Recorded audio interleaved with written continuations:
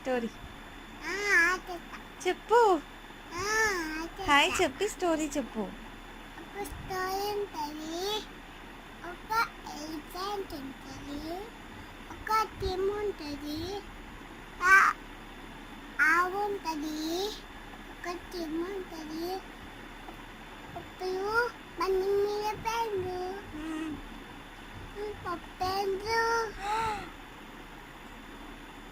టీమ్కి ఏం తాకాలి ఎందుకు? పెట్టుకుంది. Good.